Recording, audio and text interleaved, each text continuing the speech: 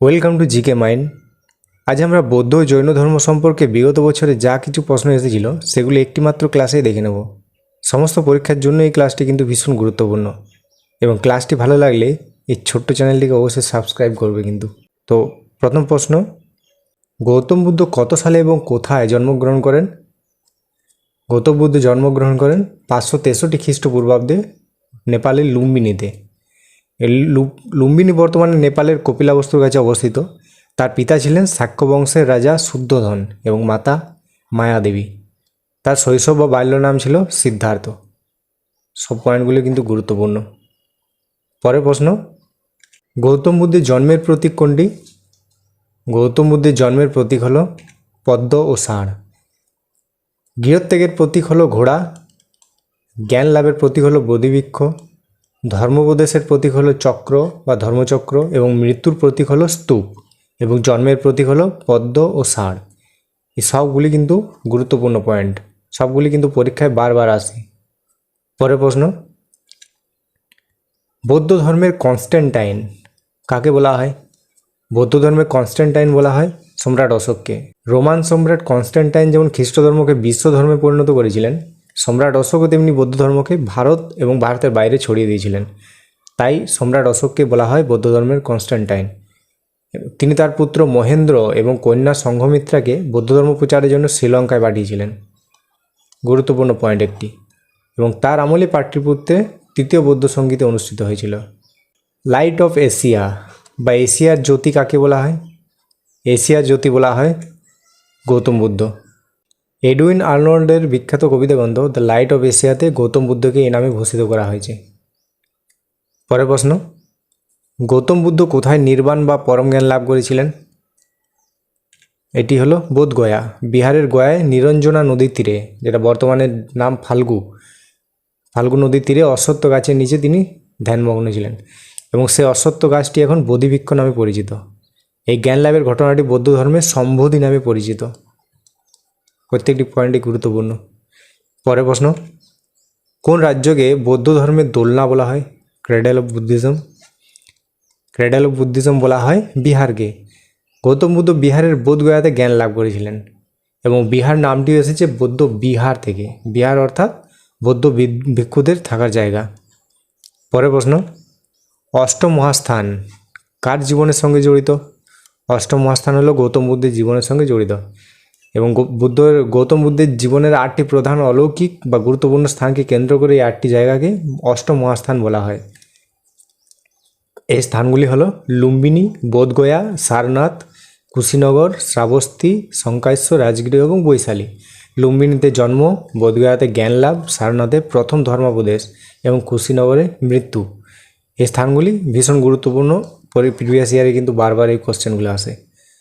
পরের প্রশ্ন, গৌতম বুদ্ধ তার প্রথম ধর্মোপদেশ কোথায় দিয়েছিলেন?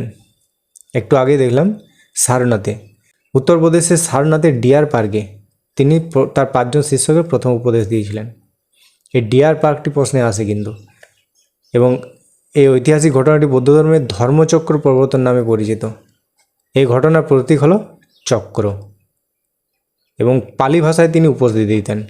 কোন ভাষায় গৌতম বুদ্ধ উপদেশ দিতেন? পালি ভাষায়। এটিও পরীক্ষায় কিন্তু বারবার আসে। পরের প্রশ্ন, গৌতম বুদ্ধের দেহত্যাগের ঘটনা বৌদ্ধ ধর্মে কী নামে পরিচিত? এটিও দেখলাম একটু আগে, মহাপরিনির্বাণ। 483 খ্রিস্টপূর্বাব্দে 80 বছর বয়সে বর্তমানে উত্তরপ্রদেশের কুশীনগরে তিনি দেহত্যাগ করেন এবং এই মহাপরিনির্বাণের প্রতীক হলো স্তূপ। আর কুশীনগর তখন মল্ল মহাজনপদের রাজধানী ছিল। গৌতম বুদ্ধের ঘোড়ার নাম কি ছিল? গৌতম বুদ্ধের ঘোড়ার নাম ছিল কণ্টক এবং চেতক ছিল মহারানা প্রতাপের ঘোড়ার নাম। আর বাউসেফেলাস কার ঘোড়ার নাম ছিল? দেখি কমেন্টে জানো কে কে জানো। বাউসেফেলাস কার ঘোড়ার নাম ছিল? 29 বছর বয়সে তিনি যখন গৃহত্যাগ করেন তখন কণ্টক ঘোড়ায় চেপে গিয়েছিলেন। তার সারথীর নাম ছিল চন্ন এবং বুদ্ধের গৃহত্যাগের ঘটনাটি বৌদ্ধ ধর্মে মহাবীর নিষ্ক্রমণ নামে পরিচিত এবং এই মহাবীর নিষ্ক্রমণের প্রতীক হলো ঘোড়া। পরের প্রশ্ন, গৌতম বুদ্ধের প্রথম গুরু কে ছিলেন? গৌতম বুদ্ধের প্রথম গুরু ছিলেন আলারা কালামা।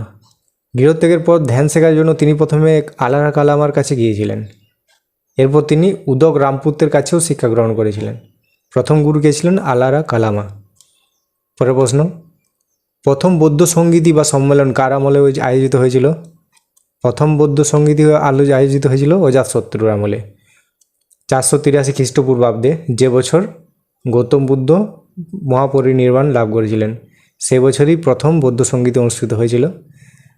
এই সভার সভাপতি ছিলেন মহাকশ্যপ এবং এই প্রথম বৌদ্ধ সঙ্গীতিতেই গৌতম বুদ্ধের উপদেশগুলি সত্যপিটক ও বিনয়পিটক নামে সংকলিত হয়েছিল। পরের প্রশ্ন, দ্বিতীয় বৌদ্ধ পরিষদ বা সঙ্গীতি কার আমলে অনুষ্ঠিত হয়েছিল? কালাশোক। তার গৌতম বুদ্ধের মৃত্যুর 100 বছর পর এটি অনুষ্ঠিত হয়েছিল, অর্থাৎ 383 খ্রিস্টপূর্বাব্দে। প্রথম বৌদ্ধ সঙ্গীতি 483, দ্বিতীয় বৌদ্ধ সঙ্গীতি 383। মনে রাখা খুব সহজ। এটি বিহারের বৈশালীতে আয়োজিত হয়েছিল। কার আমলে? কালাশোকের আমলে। পরের প্রশ্ন, অশোকের আমলে তৃতীয় বৌদ্ধ সঙ্গীতি কোথায় অনুষ্ঠিত হয়েছিল? তৃতীয় বৌদ্ধ সঙ্গীতি অনুষ্ঠিত হয়েছিল পাটলিপুত্রে। এটি 250 খ্রিস্টপূর্বাব্দে সম্রাট অশোকের উদ্যোগে আয়োজিত হয়েছিল এবং এই সভার সভাপতি ছিলেন মেঘালিপুত্র তিসা। এখানে বৌদ্ধ ধর্মের তৃতীয় পিটক, যেটি অভিধম্ম পিটক, সেটি সংকলিত হয়েছিল এবং বাকি দুটি যে পিটক, বিনয় পিটক এবং সূত্র পিটক, সেগুলি সংকলিত হয়েছিল প্রথম বৌদ্ধ সঙ্গীতিতে। অশোক বৌদ্ধ ধর্ম প্রচারের জন্য তার পুত্র মহেন্দ্র এবং কন্যা সংঘমিত্রাকে শ্রীলঙ্কায় পাঠিয়েছিলেন। পরের প্রশ্ন, চতুর্থ বৌদ্ধ সঙ্গীতি কার আমলে কুন্দলবনে অনুষ্ঠিত হয়েছিল, যেটি কাশ্মীরে অবস্থিত? সেটি হয়েছিল কনিষ্কর আমলে। এই সভায় বৌদ্ধ ধর্ম হীনযান এবং মহাযান এই দুই ভাগে বিভক্ত হয়েছিল। গুরুত্বপূর্ণ পয়েন্ট এটি। মহাযানপন্থীরা বুদ্ধের মূর্তি পূজা করত এবং হীনযানপন্থীরা তা করত না। এই সভার সভাপতি ছিলেন বসুমিত্র। পরের প্রশ্ন, কোন বৌদ্ধ পণ্ডিত কনিষ্কের রায়সভায় ছিলেন এবং বুদ্ধচরিত রচনা করেছিলেন? বুদ্ধচরিত রচনা করেছিলেন অশ্বঘোষ এবং অশ্বঘোষকে ভারতের মিল্টন বলা হয়। প্রিভিয়াস ইয়ারে এসেছিল কোশ্চেনটি। ভারতের মিল্টন বলা হয় অশ্বঘোষ। বৌদ্ধ ধর্মের পবিত্র গ্রন্থ ত্রিপিটক কোন ভাষায় রচিত হয়েছিল? ত্রিপিটক রচিত হয়েছিল পালি ভাষায়। ত্রিপিটক 3টি ভাগে বিভক্ত: সূত্রপিটক, বিনয়পিটক এবং অভিধম্ম পিটক। সূত্রপিটক এবং বিনয়পিটক সংকলিত হয়েছিল প্রথম বৌদ্ধ সঙ্গীতিতে এবং অভিধম্ম পিটক সংকলিত হয়েছিল তৃতীয় বৌদ্ধ সঙ্গীতিতে। সূত্রপিটকে গৌতম বুদ্ধের ধর্মোপদেশ আছে, বিনয় পিটকে ভিক্ষুদের পালনীয় নিয়মাবলী আছে এবং অভিধম্ম পিটকে বৌদ্ধ দর্শন নিয়ে আলোচনা করা হয়েছে। পরের প্রশ্ন, জাতকের যে গল্পগুলি সেগুলি মূলত কী নিয়ে রচিত? জাতকের গল্পগুলি আমাদের বুদ্ধের পূর্বজন্মের কাহিনী নিয়ে রচিত এবং জাতকের গল্পের সংখ্যা প্রায় 550টি। এগুলি পালি ভাষায় রচিত। জাতকের গল্পগুলি পালি ভাষায় লেখা। গোপুরম ও স্তূপ কোন ধর্মের স্থাপত্যের সঙ্গে যুক্ত? গোপুরম ও স্তূপ বৌদ্ধ ধর্মের স্থাপত্যের সঙ্গে যুক্ত। সাচি স্তূপ হলো ভারতের সবথেকে পুরনো বৌদ্ধ স্তূপ, যেটি মধ্যপ্রদেশে অবস্থিত, এবং ভারতের বৃহত্তম স্তূপ হলো কেশরিয়া স্তূপ, যা বিহারের চম্পারণে অবস্থিত। দূরে কিন্তু গুরুত্বপূর্ণ পয়েন্ট। এবং স্তূপ হলো বুদ্ধের মহাপরিনির্বাণের প্রতীক। 3টে পয়েন্টে কিন্তু ভীষণ গুরুত্বপূর্ণ। পরের প্রশ্ন, বৌদ্ধদের বিখ্যাত মহাবোধি মন্দির কোথায় অবস্থিত? মহাবোধি মন্দির অবস্থিত বোধগয়ায়। এটি বিহারে অবস্থিত এবং ইউনেস্কো ওয়ার্ল্ড হেরিটেজ সাইটের অন্তর্ভুক্ত। সম্রাট অশোক প্রথম এখানে মন্দির নির্মাণ শুরু করেছিলেন।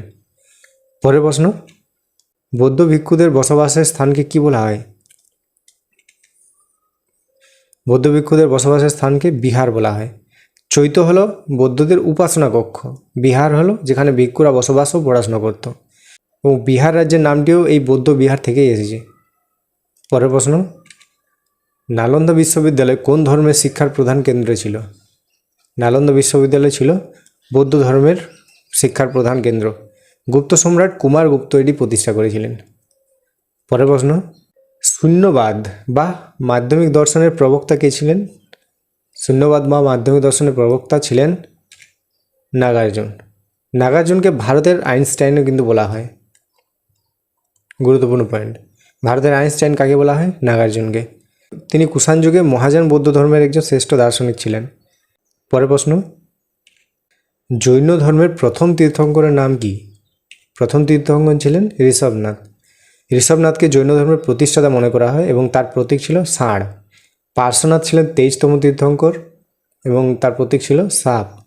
আর মহাবীর ছিলেন 24তম শেষ তীর্থঙ্কর এবং তার প্রতীক ছিল সিংহ। ঋষভনাথের নাম ঋগ্বেদেও কিন্তু উল্লেখ পাওয়া যায়। প্রত্যেকটি পয়েন্টে কিন্তু ভীষণ গুরুত্বপূর্ণ। এই প্রতীক চিহ্নগুলো কিন্তু পরীক্ষায় বারবার আসে। পরের প্রশ্ন, মহাবীরের জন্ম কোথায় হয়েছিল?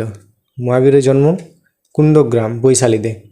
540 খ্রিস্টপূর্বাব্দে বিহারের বৈশালী কাছে কুন্দগ্রামে তিনি জন্মগ্রহণ করেন এবং তার পিতা ছিলেন জ্ঞাতিক বংশের প্রধান সিদ্ধার্থ এবং মাতা ত্রিশলা।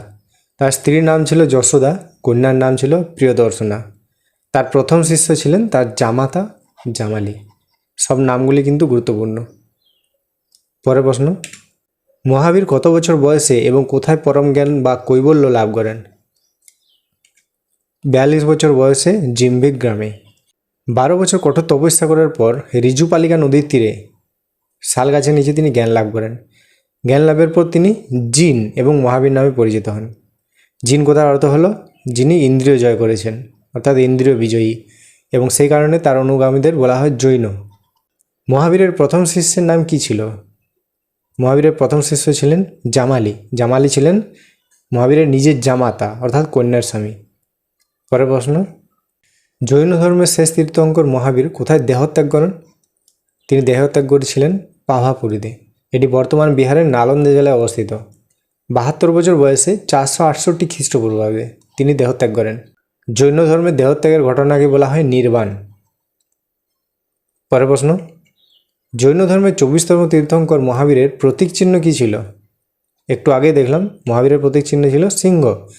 জৈন ধর্মের প্রতিটি তীর্থঙ্করের একটি নির্দিষ্ট প্রতীক থাকে। প্রথম তীর্থঙ্কর ঋষভনাথের প্রতীক ছিল ষাঁড় এবং 23তম তীর্থঙ্কর পার্শ্বনাথের প্রতীক চিহ্ন ছিল সাপ বা সর্প এবং মহাবীরের প্রতীক চিহ্ন ছিল সিংহ।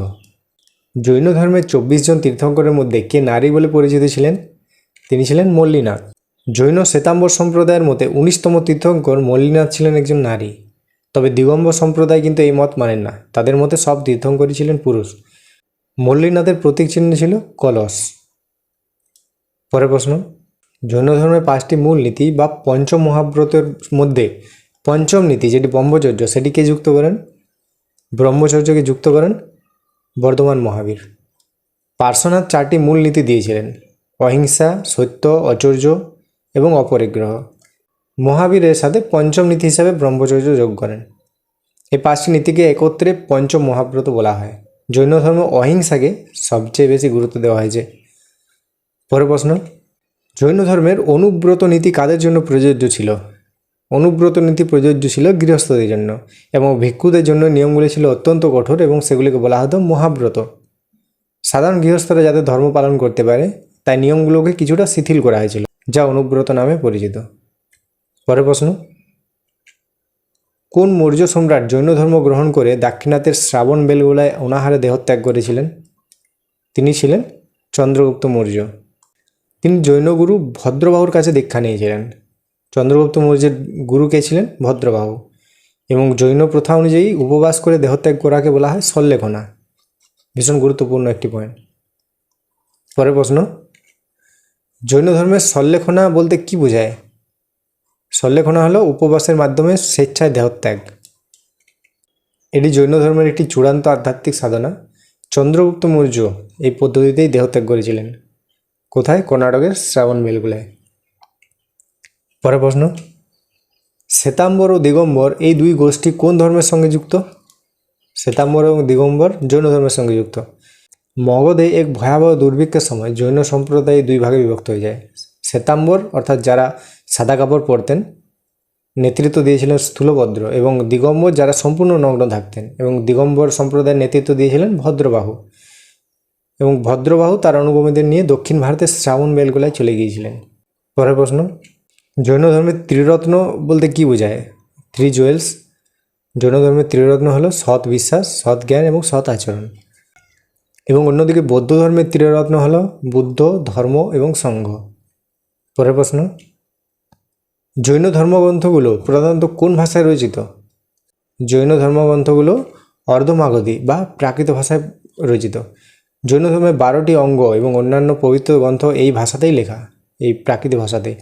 মহাবীর তার ধর্ম প্রচারের জন্য অর্ধমাগধী বা প্রাকৃত ভাষা ব্যবহার করতেন এবং বৌদ্ধ ধর্মের প্রচারের জন্য পালি ভাষা ব্যবহৃত হতো। পরের প্রশ্ন, জৈন ধর্মগ্রন্থ কল্পসূত্র কে রচনা করেন? কল্পসূত্র রচনা করেন ভদ্রবাহু। ভদ্রবাহু ছিলেন দিগম্বর গোষ্ঠীর প্রধান এবং চন্দ্রগুপ্ত মৌর্যের গুরু। জৈন তীর্থঙ্করদের জীবনী বর্ণিত আছে কোন গ্রন্থে? কল্পসূত্রে, এবং এটি মূলত সংস্কৃত ভাষায় রচিত। পরের প্রশ্ন, প্রথম জৈন সম্মেলন বা সঙ্গীতি কোথায় অনুষ্ঠিত হয়েছিল? প্রথম জৈন সম্মেলন পাটলিপুত্রে, এবং আনুমানিক 300 খ্রিস্টপূর্বাব্দে স্থূলভদ্রের সভাপতিত্বে এটি অনুষ্ঠিত হয়েছিল, এবং এখানেই জৈন ধর্মের 12টি অঙ্গ সংকলিত হয়েছিল। এই সম্মেলনের পরে জৈনরা শ্বেতাম্বর ও দিগম্বর এই দুই ভাগে বিভক্ত হয়ে যায়। দ্বিতীয় জৈন সম্মেলন অনুষ্ঠিত হয়েছিল গুজরাটের বল্লভীতে 512 খ্রিস্টাব্দে। পরের প্রশ্ন, দিলওয়ারা জৈন মন্দির কোথায় অবস্থিত? দিলওয়ারা জৈন মন্দির মাউন্ট আবু, রাজস্থানে। সোলাঙ্কি রাজাদের আমলে এই দিলওয়ারা টেম্পলটি নির্মিত হয়েছিল, এবং এটি প্রথম তীর্থঙ্কর ঋষভনাথ এবং অন্যান্য তীর্থঙ্করদের উদ্দেশ্যে নিবেদিত। পরের প্রশ্ন, জৈন ধর্মের 23তম তীর্থঙ্কর পার্শ্বনাথ কোথায় নির্বাণ লাভ করেছিলেন? সম্বেদ শিখর, যেটি পরেশনাথ পাহাড়। বুদ্ধ ও মহাবীর উভয়েই কার রাজত্বকালে তাদের ধর্ম প্রচার করেছিলেন?